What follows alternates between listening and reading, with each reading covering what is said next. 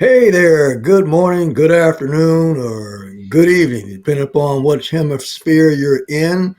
This is Gary Smith, one of the co hosts of the Crotchety Old Men podcast. I'm excited today, and with me in the studio, of course, is our main host, our leader, our chief engineer. This guy wears a lot of hats, and I call him by a lot of names. George Crumley, what up, though? What up, though, Smitty? How you doing today? Man, I'm doing all I can, and the easy ones twice. That's what I always say. I know that's right. I Shoot. know that's right. Yes, sir. Life is good up here in the north. How about You yourself? know, that's interesting, Smitty. I just had a guy over to the house. He was looking at my washing machine. That's a different story. But one of the things he was saying, he was going to a Bible study, and he was saying that he learned in the Bible study that our look is based on our perception and our attitude. Because he asked me, how was I doing? I told him I'm having a great day. He asked me, was it because I was retired? No, he asked me about he couldn't wait for the weekend. And I told him every day was a weekend. He said, was that because of the fact that I'm retired?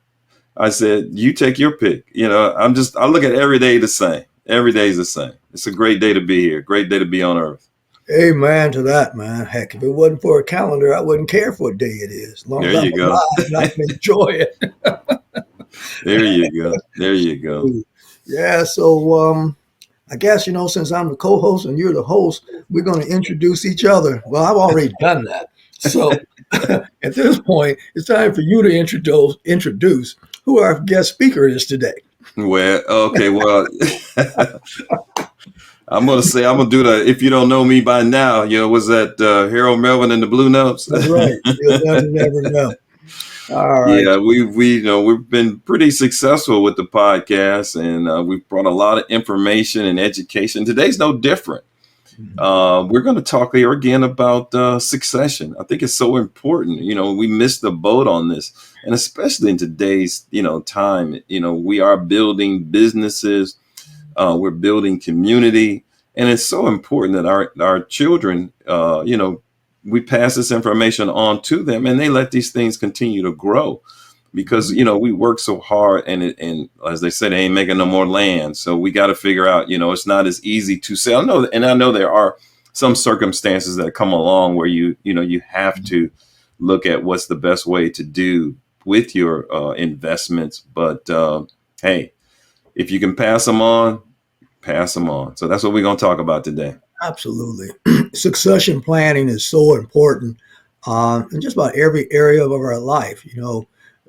We've said it here on the podcast, succession planning with regards to wills, writing out your wills, getting an attorney to help you with your trusts and the various levels of trust and so on and so forth, making sure that you have enough insurance so that your loved ones can live comfortably in the lifestyle that you set them up to be, and all those other things. A lot of us who own businesses, unfortunately, don't think in terms of a succession plan. All right. And while some of the baby boomers out there that have businesses, you're probably reaching into a level in your life where you're thinking about possibly turning it in. What I mean by that, you think in terms of possibly selling your business, or if you do have a succession plan where your heirs or your children, maybe even siblings, have some interest in carrying on that business, or just simply building a legacy or leaving a legacy behind. And so today, what we want to discuss and kind of chop it up about is, what is your succession plan? Easy for me to say today. What is your succession plan for your business? Okay. Um, you may be ready to sell and exit your business now, or you may be planning to grow it for maybe a few more years before offering it up for sale. But just because you're thinking about selling your business, the question you must ask yourself is my business sellable?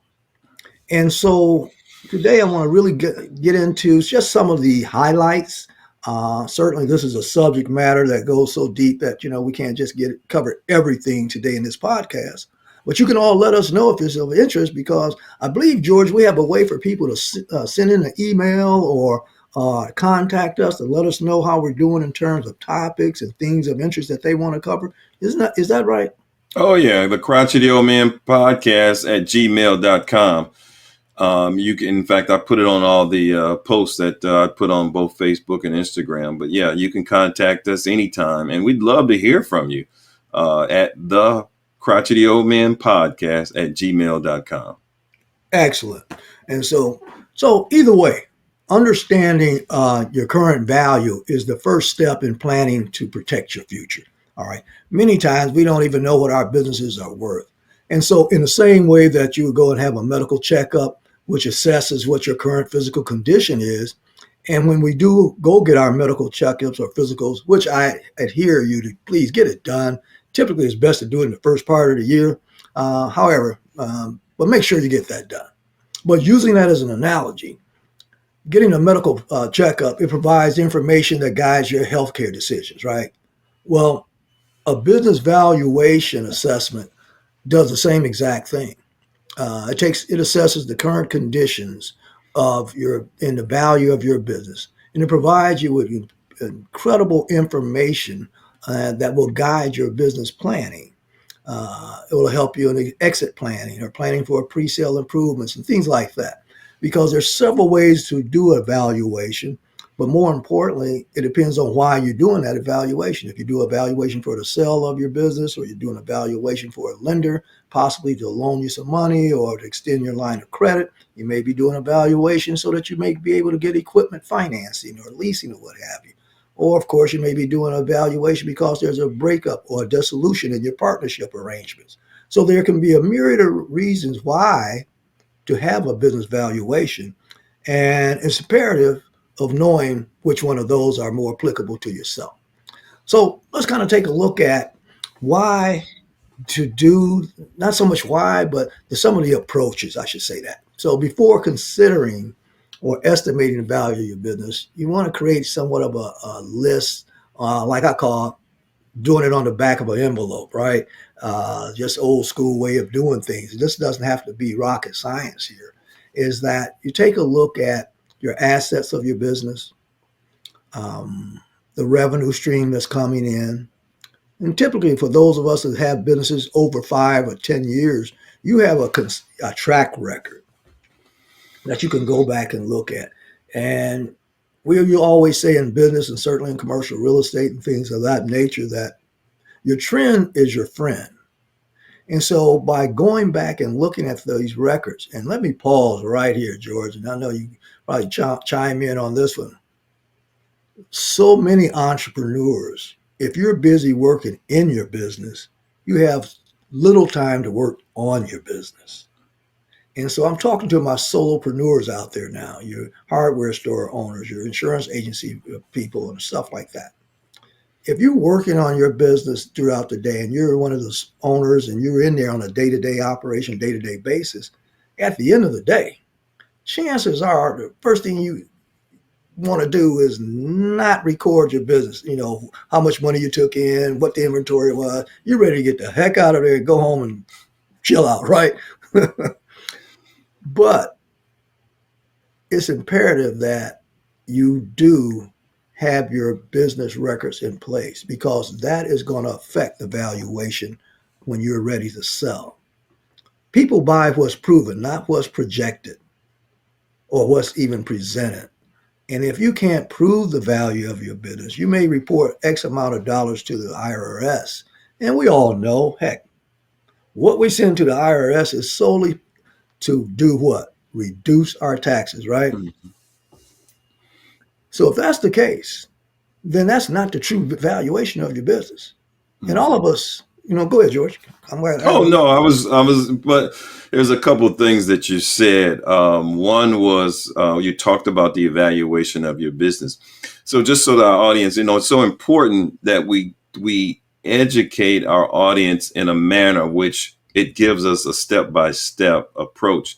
So when you're evaluating your business, is this something that you do solely, or is this something that you actually need to have a real estate agent come in and give you comparable businesses and see what they're selling for? Or is this something it's basically on,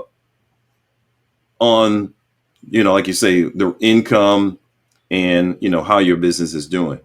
Okay, first of all, let's make sure that we're crystal clear on this. Real estate agents are not, how can I say this delicately? Be careful, I'm an agent. Be careful. In all due respect, real estate agents are not, competent is just such a horrible word. They have the capacity, there you go. How about the resources? To do evaluation of business. So you cannot use a real estate agent, broker, whatever you want to call them, whether they're a commercial agent or a residential agent, doesn't matter. You cannot use those people or resources to determine the valuation of a business. Good. Okay, so we need to make Good to sure. know. Yeah, it's good to know, seriously, because businesses have so many moving parts. And first of all, there's a high level and a high degree of confidentiality that's involved in a business transaction, which is not necessarily the case with real estate. All right. Case in point, I'll just give this quick example. If you're a real estate agent or real estate broker, you want everybody in the world to know where that location of that house or that building is. Okay, that's the first thing you're going to put out there. It's not going to hurt people knowing whether or not you got a 3-bedroom or a 4-bedroom, whether there's 6 people living in a building or what have you. Nobody. Whereas with a business, you don't want your employees, you dare not let your lender or your vendors and suppliers know that you're even thinking of selling, much less that it's on the market to be sold. All right. All right. Because that in and of itself can cripple or even just destroy your business before it's even sold. Employees will get scurvy, say, oh my God, Mr. Crumley's about to sell the business. Are we going to be able to stay? Is he going to keep any of us? Or, this new owner's coming in, what kind of change is going to be? I mean, they're going to fire us all. All those questions will start going through their mind. And so before the business is even closed or sold, their attention is not on continuing to earn new profits as a business owner. Their mind says that, oh my God, I got to start sending out resumes. And then they'll start telling everybody, hey, my company is up for sale. That's not what a business owner wants. You dare not want that. Same thing goes with your vendors and suppliers. If they get wind that you're thinking about selling or that you got your business up for sale, then they're going to think, well, maybe we should call in these accounts receivables, accounts payable that you owe. Let's get this stuff out of the way before you sell. And I could go on and on. So a business transaction is far, far different than a real estate transaction, bar none. As a matter of fact, as a business broker and a mergers acquisition advisor myself, if there's a business that has real estate with it, we extrapolate that. We separate the two. The real estate portion, if the owner still wants to sell that that building, then they can do so by hiring a real estate agent or a real estate broker. I, as a business broker or a merger and acquisition advisor, will not even engage in that. The smarter thing to do, however, though, if you find yourself in that situation, rather than sell the building, lease it to the incumbent buyer of your business. All right. Right? Mm-hmm. So there's several ways that you want to approach the valuation, though. First of all, you look at your assets. What's the estimated fair market value for your physical business that can be converted to cash, especially those businesses that have equipment and that sort of stuff, right? And then there's the market approach. If you have a florist, let's say, for instance, and you're looking to sell that florist, well, you want to have a market approach. And I think this is where you was coming from, George, in regards to real estate agents. You're accustomed to doing what they call comparables. In the business world, we call them comps. Same thing. We all call them the same thing. And that market approach is an estimated value of your business compared to other florists in your area that have probably sold within the last, and I wouldn't go back all the way to COVID and all that nonsense, last 3 to 5 years. What you want is a business that has records that can prove what you're making. Because any business buyer, the only reason they're looking at your business, they're asking the question, how much money can I make if I buy your business? Let's start here. I want to make as much as you're currently making in that business right now. If you've been around for 5 or 10 years, there's 3 or 4 things that's factual. Number one, for the last 5 or 10 years, or however long you've owned that business, you've been able to feed your family. You've been able to enjoy a good lifestyle. You've been able to take vacations when you want to, do all the things that you want to do. You're making enough money, whereas if you do have employees, you're able to pay them. You're able to pay taxes. So I got to believe that you're making a lot of good money. And so nothing should change just because I take your place, unless I come in with a wrong idea. And that's a whole nother story. I don't want to get too deep into that. So, but that's the reason. And so that's the importance of being transparent to a certain degree. Now, you're not going to share your financials. You're not going to share your contacts and all that kind of stuff, your vendors or your customers, with anybody until it's proven and validated that, number one, they sign what's known as an NDA, non-disclosure agreement, which ensures the confidentiality. Number two, you want to vet them to make sure that they have enough money to buy your business. All right. And by doing your valuations, now you know whether or not your business is sellable by way of, let's say, for instance, George, if I wanted to buy your company, excuse me, and your business is SBA financeable or 7A. And these are lending programs, guys, that will enable you to buy a business with as little as 10% down. Mm. Right? But if it's financeable, that means that all your books and records are in order. Okay, your tax filings, so, for the last 3 to 5 years, your private profit and loss statements are in order for the last 3 to 5 years. And of course, your balance sheet, okay, and your cash flow statements. So now, see, those things can be analyzed and verified that, yeah, he's making $1 million a year or $400,000 a year in earnings. So now a buyer's going to feel more confident. They know they got to bring X amount of dollars to the table in order to buy it. Oh, and let me pause right here. There is no such thing as buying a business with no money down. Okay. You can buy anything, yeah. Okay. Let's get that stupidity out of your mindset. If it's even flowing, don't do that. Now, can the end result end up being that possibly you end up buying a business with little or no money out of your pocket? Absolutely. Absolutely, that can happen. But don't even waste anybody's time. A business broker, business advisor, and more importantly, a seller of a business, asking them, can you come to buy their $1 million business, $500,000 business with no money down? That foolishness is just what it is. Foolishness. So what's the market right now for owners selling their business? I know we talk a lot about the real estate. We talk a lot about commercial business buildings, and the fact that since COVID those may be down. But as far as the mom and pop corner store, those types of small businesses, what's the market like right now? Incredible. It's incredible. And why is that? Incredible on the good side. Well, number one, you have, again, I'm going to go back to the baby boomers. You got over 70 million baby boomers out here. Now, are there 70 million businesses? Of course not. But it's close to about 3 million of those small businesses. And just like you say, the mom and pops and small businesses run a corporate America. When I say corporate, I'm talking about your businesses. And the definition, let's do that. Let me kind of pause for a second. The definition of a small business, and this is the definition by the Small Business Administration, is a business that has fewer than 500 employees and a business that has earnings of less than $25 million.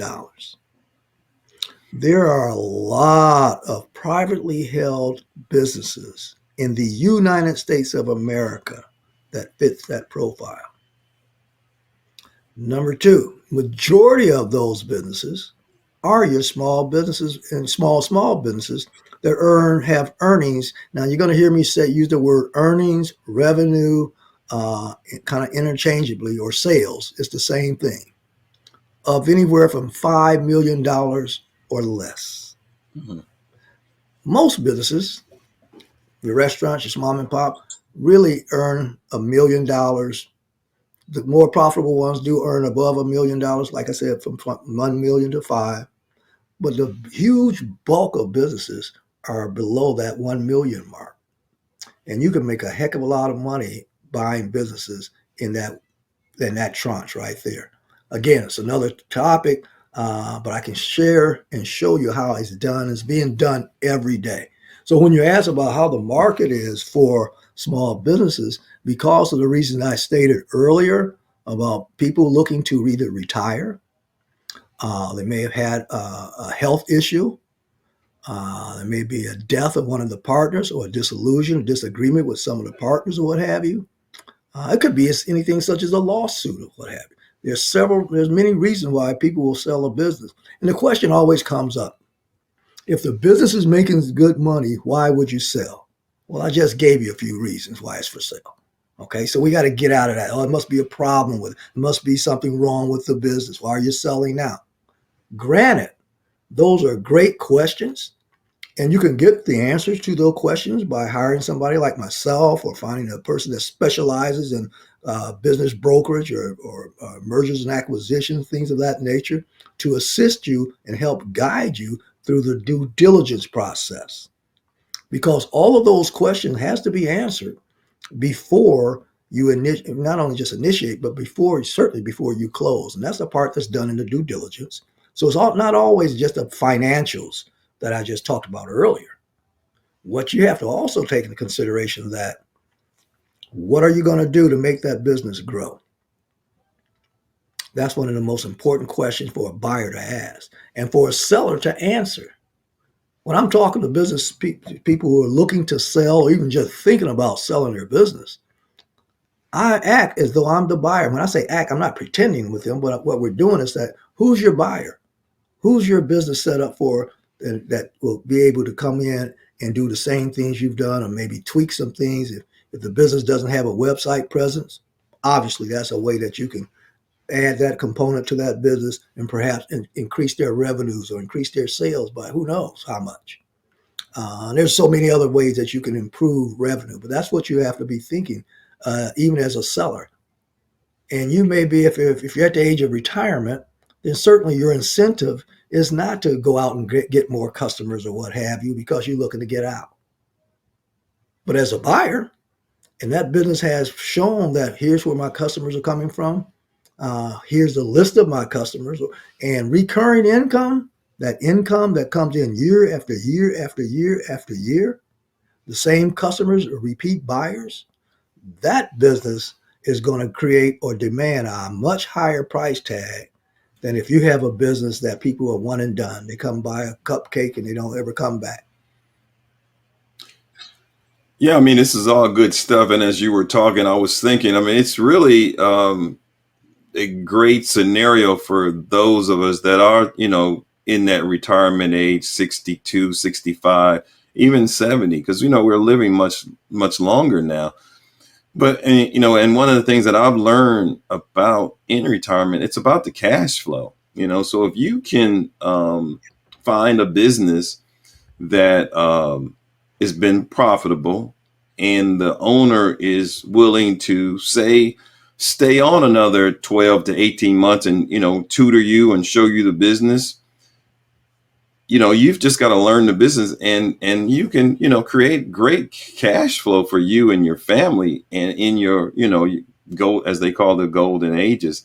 I can see that as a really great, way to, spend your retirement years. Just for example, I met a gentleman and his wife. They have a small business, and you never would have thought about this. But what they do is they have a meat packing company, and they basically prepare the prepared food that you see at like Costco's and Sam's Club or Sprouts. When you go in and you may see the salmon that's raw, but then you may also see the salmon that's already cooked and, already seasoned, and all you got to do is take it home and warm it up. That's what they do. I mean, it's a great small business. You run that with, say, 30 employees. And then from a management perspective, you're just managing a process because, the physical work is done all by your employees. So that's an excellent business. would be great, target for, a business to pick up in your retirement, buy it, get the person to stay on 18 months, show you how the ropes go. And hey, you can grow it however you want. But those are the kind of businesses that you don't really think about, but that you could look for that may be for sale and could, get you that cash flow that you really use in your retirement ages. Absolutely. Two things here. Number one, you really don't want the previous owner to stick around that long. All right. Because that can impede your taking over control. But I get your point. The typical length of time that an owner will stick on is about 60 days. Okay. It's not going to, here's the reason why. Because to make your business more valuable as a seller, it should be process and procedural driven and not owner driven. If you have a manual, if you notice most companies that do make good revenue consistently year after year after year, it's because they have processes in place, procedures already in place, that whether that owner is there or Mickey Mouse is there, that business is still going to make money. That's another part of the valuation. So you want to buy a business, and here's also with what we talked about earlier about the baby boomers. You also have a lot of people who's either retiring from corporate America, retiring from other jobs. They got a 401k or they got a severance package, and they have a dilemma, if you will. Now they can go and find another job, perhaps, depending upon how their age and their capabilities and all that, so on and so forth, or they can go buy a business. And a lot of us have not been told, educated, or even made aware of how. And I don't like using the word easy, because nothing really is easy, but it's doable. And you have all these resources where you can go and buy a business. Now, let's say, for instance, that business is for sale for $500,000. Well, just with the SBA 7A program, you can put it down as less as $50,000, 10% of whatever that price of that business is. So whether it's $1 million, 10% of $1 million would be $100,000. In my example that I'm using now, a business that has a valuation of $500,000, you could own it today by putting down a 10% deposit of $50,000, and the SBA will guarantee the bank or loan you anywhere from 75, in some cases up to 90% of the rest of the money. If there's a gap, let's say you put down 10%, SBA puts down, will only loan you up to 75% of the value. So now you got a 15% gap. Here is how the seller financing comes into place. The seller can take a note for that other 15%. You offer them a rate that's agreeable to, and you can do that deal. Or you can do it with a private lender. There's so many resources where you could do a deal like that. And the margins on a $500,000 business could be anywhere from $50,000 to $100,000 a year. That's your cash flow. So that gives you a range. And everything about businesses, when you're buying or selling businesses, it's a rule of thumb for everything. There's no one cookie cutter thing that fits all businesses, all industries, and certainly not in all income levels. But here's just a simple example. And you wouldn't have to take your whole 401k. Let's say you got $500,000 in your 401k, or 400 or 300. That's what you got to live off of. And depending upon where that money is deposited and how it's growing, this is why businesses has always been the fastest pathway to wealth. The wealthy and the rich, they own one of two things or both: a business and real estate. Mm-hmm. Bar none. Why? Because you have that recurring cash flow. Yeah. Yeah, it's I've tried to remove the word simple from my vocabulary, because it's not simple, and but it's gonna take a lot of work, but it's doable, like you said. But here again, think about it. If you've worked any number of years in corporate America, the skills that you've developed will transfer over to owning a business, whether it's coordination, whether it's hiring, whether it's evaluating, whether it's developing processes, procedures. Hey, I mean, you have the skills to do it, because you're basically you if you've run any type of organization, you can run a business. There's really no difference. Okay. The buck stops with you, bottom line. So those are the kind of things. So don't be afraid to do it. Use the skills that you've developed over time to make yourself successful. Absolutely. And to add to that, you don't want to be a solopreneur. All right. That's a job. And I'm not advocating going Right. out and buying yourself a job. Okay. You may as well go get a franchise. At least it has policies, procedures, and a manual Already. on how to do it. All Right. right. You can't go in thinking that just because you ran the marketing department at GM, you're going to be able to do this business of a tree trimming company or an HVAC company or a plumbing company, any of those things. All right. Because your employees are your leverage. Right. You don't have to be in there every day doing the HVAC or cutting the trees down or whatever. But what you do want is that manual or those processes and procedures. Now, here's how you add value to the business that you're about to buy. Because those employees that have been there for a while and the time that the owner does stay there with you for a while, you darn well need to be writing it down, recording it so that moving forward, your business will have a process, procedures, and a physical manual. So whether you're there or not, whoever takes your place will be able to follow those procedures and manual and still be successful.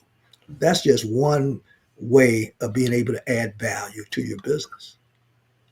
And so before we wrap up here today, it's imperative that people know that the opportunity exists. It's bigger. I'm telling you, buying a business has more opportunities right now than trying to buy a building. Mm-hmm. All right. Because lenders are scurvy about buildings, Mm-hmm. especially today. Interest rates are high. So if you got a building, don't have any tenants in it, you got all these other liabilities and all this other stuff and hoops and crap you got to go through to buy real estate. Reason the real estate market is down right now, it's not because of nobody's living in a house or nobody's working in a building. The reason that the real estate market is down because of interest rates. Well, Well, unless you got something different, what's the reason?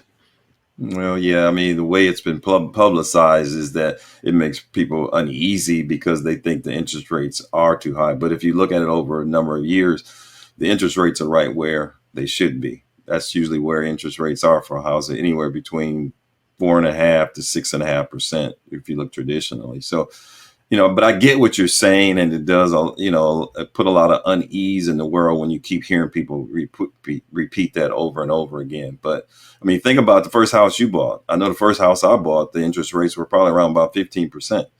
So, you have to look at things in perspective. But no, it makes sense. I see what you're saying. I see what you're going with that. All right, because most people are crying about it don't pencil out. Even some of these guys is building these multi-unit apartment properties. He said they don't pencil out, and they're crying about real interest rate. But that's not the topic of our subject today.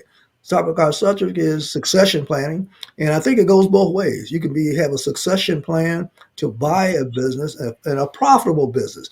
We're not talking about turnaround stuff here, folks. So anytime I'm talking about buying a business, profitability is always there. You're not going to go out here and try and buy a falling knife.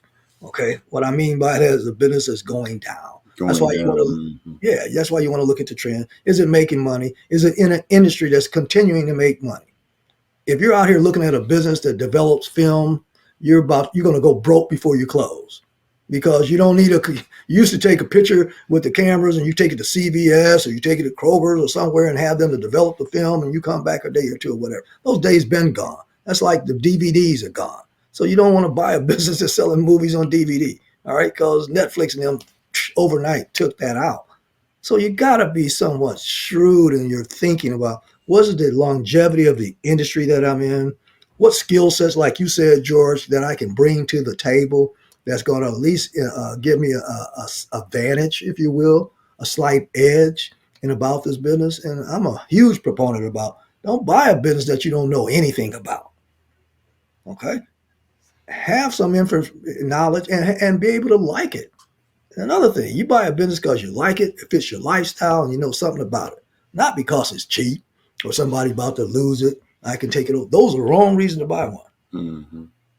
Okay. So before we wrap up, though, I want to make it crystal clear as a takeaway that whether you're looking to sell a business, thinking about selling a business for your succession planning, I also would like to advise you, those who have either received that unexpected pink slip, they call it layoff. I don't know why they call them layoff, like you're gonna get rehired again, but they put people in the streets. Say, oh yes, Stellantis is laying off 150 people. Well, you ain't coming back. Okay, get that real clear.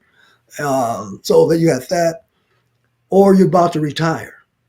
What are you going to do with the rest of your life? George, you mentioned to us earlier. Say it. If somebody asks you that stuff, what do you do when you retire? Remember we You had better, that? you better stay busy. Yes. Find something that you're passionate about.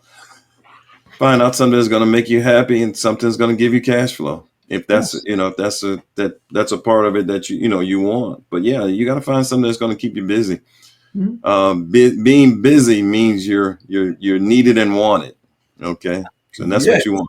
Be needed and wanted. When that phone stops ringing and there's a lot of silence around you, that's when you want to be concerned and worried. So Beast, yeah, beast concerned. retirement is great, but you got to have something to do.